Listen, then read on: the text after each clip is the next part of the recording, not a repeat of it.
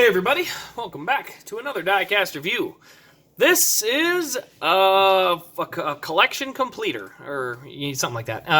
This is Michael Waltrip's 2003 Daytona 500 Win Elite. This is the last one of the 500 Win Elites that I'll have. I started watching full-time in 2004, but I did remember watching the 2003 season, kind of a little on and off. And I remember him sitting on the top of the pit box when they gave him the call that he had won this race, so I kind of wanted to have my Daytona 500 collection start with this one. So I got this sucker off of eBay.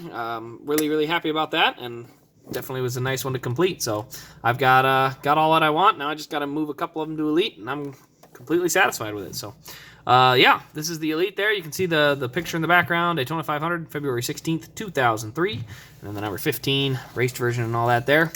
So let's go ahead and take a look. So we got the Elite box with the casing on it. Here's the sleeve. It does say one of 604 for the Daytona 500 winner.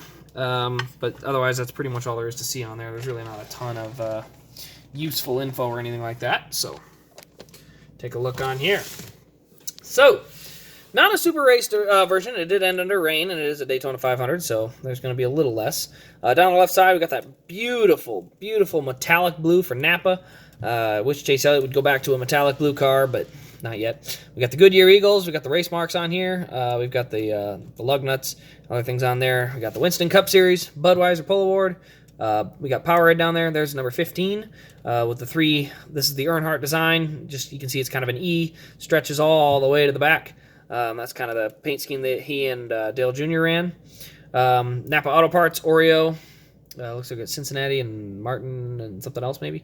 Napa Auto Parts again. Goodyear Eagles there. And then we got some more details up there. We got Michael Waltrip on the name rail there. We got the roof flaps up here on the roof.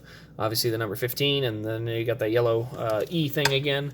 Kind of a DEI specialty. I think people kind of forget how dominant DEI really was at the plate tracks. I mean, from like 2000 to 2005, I want to say, they had won probably over half of the races. Michael Waltrip won 2 Daytona 500s. He won Talladega. I don't know if he won on Talladega twice or once.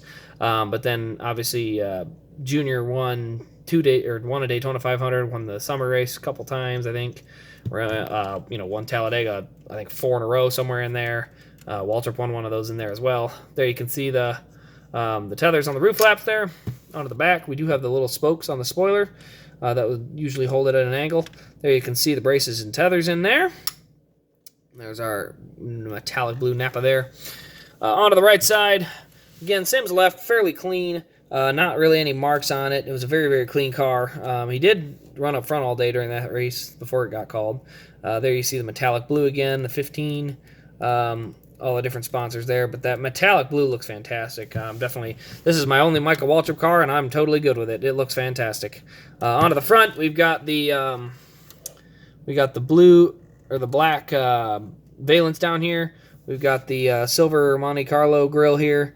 We got the other things here. We can see a black piece of tape here. That's grill tape up above the silver piece there. There's our engine detail.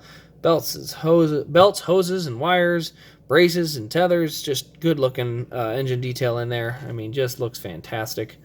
Love it.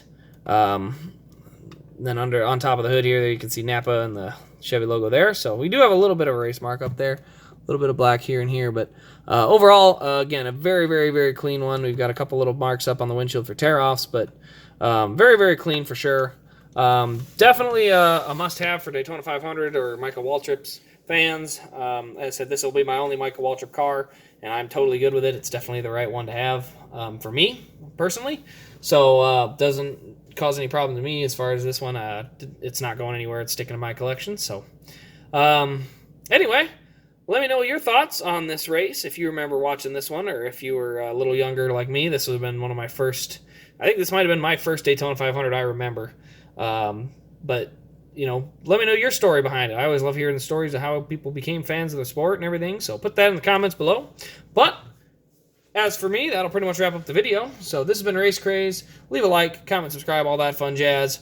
Doing good on the 600 subscribers. I've got an eBay page update that came out a little bit ago. So check that out. If the auctions are still live, I've always kind of updating it as I get ready for this move. There's going to be a lot more on there. So anyway, that'll wrap up the video. Thank you all for watching, and we will see you all in the next Diecast review.